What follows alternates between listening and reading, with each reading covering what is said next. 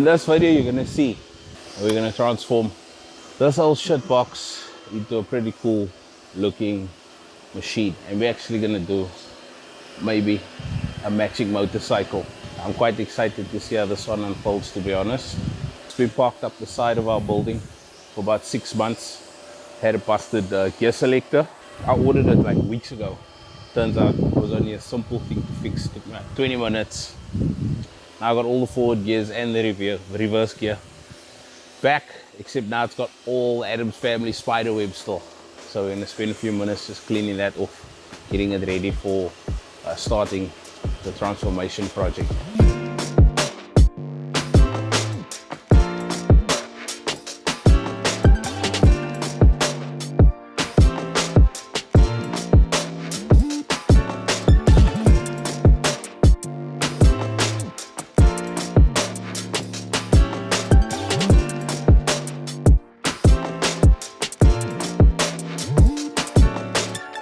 Okay, it's a little bit difficult to show this part of the process because I don't have anybody here to film this for me. But because I'm going for exposed bolts or exposed bolt heads, fixing heads, I want to make sure that I space these things out evenly. And the way that I've done that is I've taken just a piece of string or rope and I measured the full length of this. You know, you just go around. Fuck, this is difficult. You clamp that in, take the distance, measure it, and I clamp it in, and then I just divide that distance by however many fixings I want to have. In this case, I've chosen 10 because it's a nice, even, you know, it doesn't make the bolt heads look so sparse, man. It just looks, I feel like it's a nice even spacing. And then how you transfer that onto the part itself is I just clamp this end to the part like that. Boom, and then you'll see here, I've done this one already. In fact, I'll show you guys. Check this out. Yeah, you can see there's the markings. What I do is I just lay the rope on the part, make the mark, next one there, make the mark, and just do that all the way around. And I've kept them the same for all 4. So that is how you do even spacing on your flares. To fix these to the car for now, the initial fix up, I'm just using tech screws because it's a no drill. You know, they're just self-drilling into this and into the panel. So let's go put this on the car.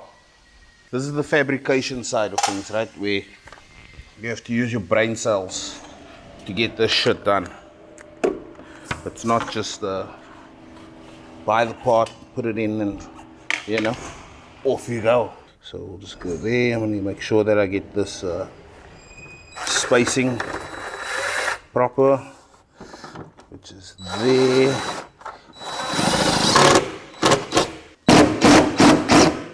Fucking bang, bro.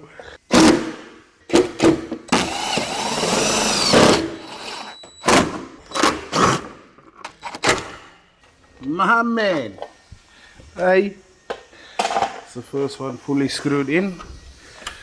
Looks pretty good. So that's basically going to be the spacing and the fitment of that guard. Now what I'll do is, obviously, with those holes in the panel, I can see how far I need to cut the inner guard.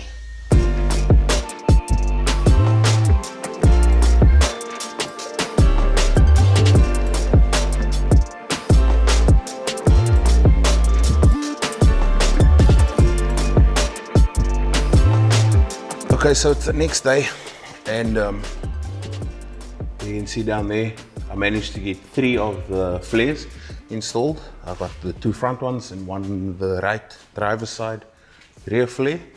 Fuck, what a mission, just doing all the cutting and welding, and then all the cavity wax ran out and it was fucking my welds up, and then we ran out of gas, and my old mate Andy had a spare bottle, so he came through, saved the day. So it's now Sunday, and I can't actually work on this during the week. It's a personal project for me and the shop. So we have a boatload of work that needs to be done. Anyways, so this is what I'm gonna do for the rest of the day, is just try and get the cutting and welding done on this, so that come next weekend I can do some of the other repairs, and we'll just keep kicking the project forward like that until it's finally done. I'll probably show you guys a picture of what the inspiration for this project is going to be. It's going to be early 90s Marlboro Racing livery. So that'll be white and like a magenta red color that they use. I'm going to change the white from sort of, just a plain white to like a light gray, just for the sake of changing it up. And then I've also got a CBR 250 RR that I'm going to do in matching livery, and hopefully, because both of these, the car and the bike, are sort of from the same era between 89 and 92. So yeah, that should look pretty cool as a matching pair.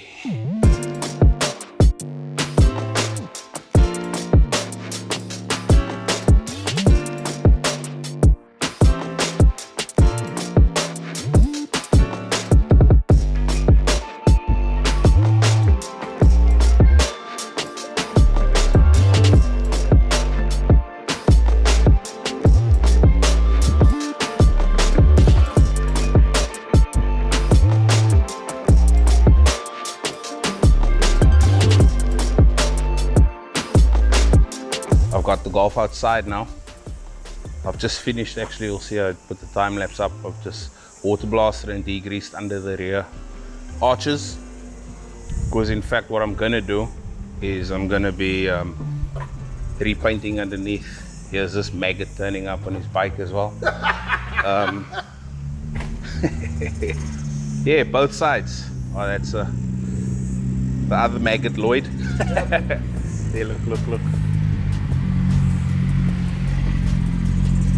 Yeah, so that's gonna get fresh underbody seal on all four corners. Okay, so I actually forgot there was one more boomerang part that I needed to fit. But not again, it's not the original boomerang. Because dollars, that's why. But anyways, there's a front spoiler duck ball thing that goes on the front that I'm gonna fit now. All right.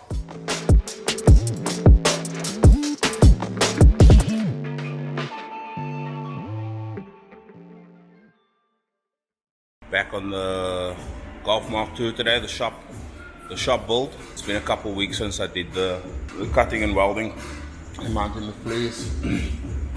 So hopefully today we'll get some of the holes in the doors plug welded, because I'm removing the moldings and they've got locator and mounting holes. So I'm going to remove those and plug weld them. I'll see. Maybe I'll do one side and complete it like sort of up to spot primer, or I'll just weld everything and just put some aerosol primer on it, because I do want to prime the whole panel. So I'll see how I go between today and tomorrow.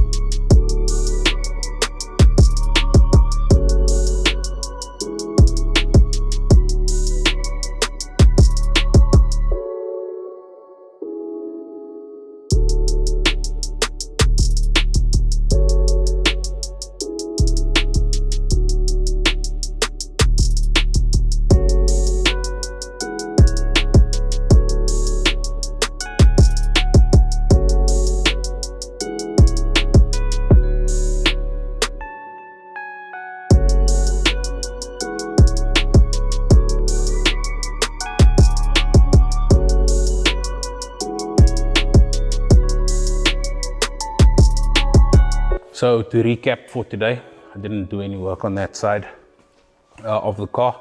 I worked mostly on the front guard and that left front door.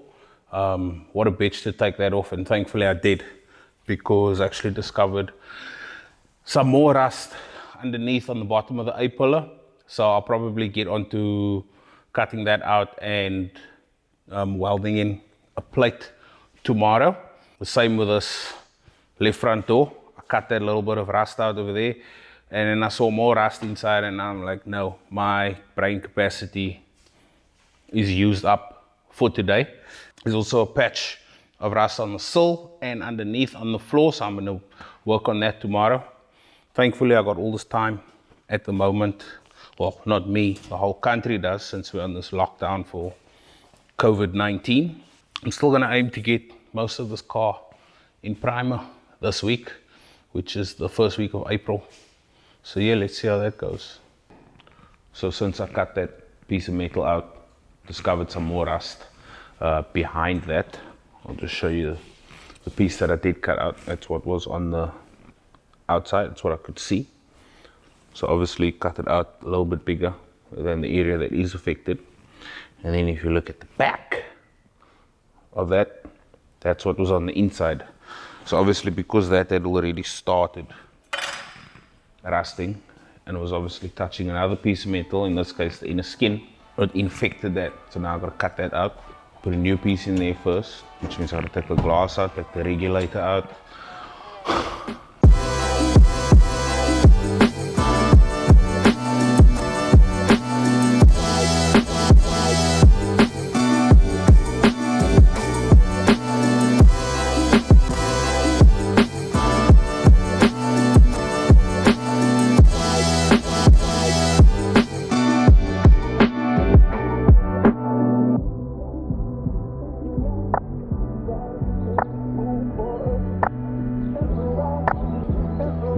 So here, as you can see, I've just taken the front guard off. There's two little rust holes there. There's one just there on the sill, which is part of the outside of the body. And then in there, it must have had some water or something trapped in there, which over time obviously caused it to rust out completely. This actually has rust on the inside skin over there, which is what that is. So what I'm going to do is I'm going to cut this out like that and just see what the actual situation is behind this outer skin. I'm not sure. It's a little bit tricky, but we'll get through it.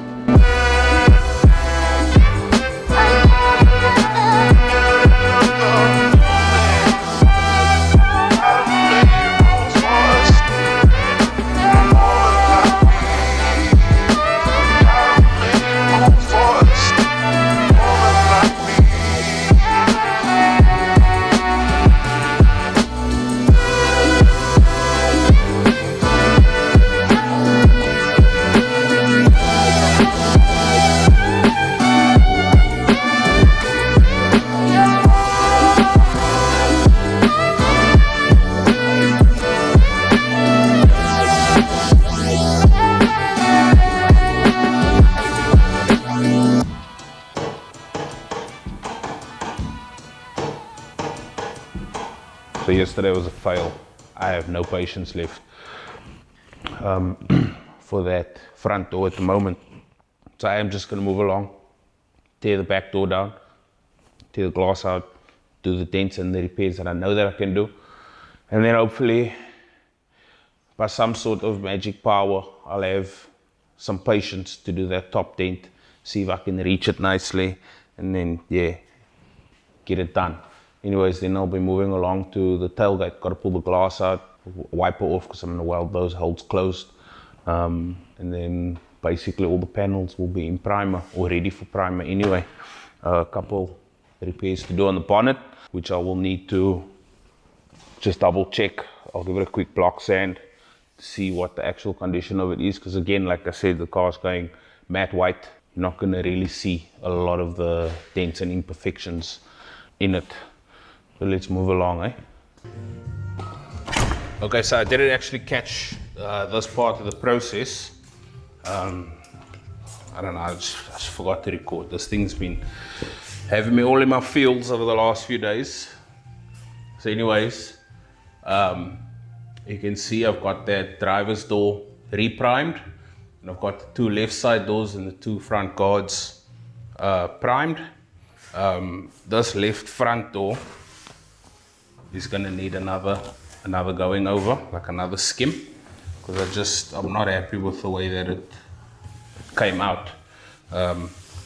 Everything else seems to be good.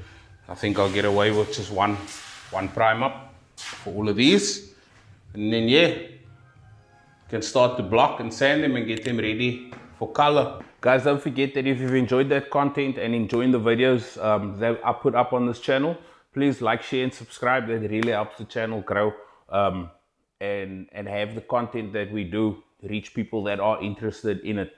So yeah, thanks again for watching, and I'll see you guys on the next one.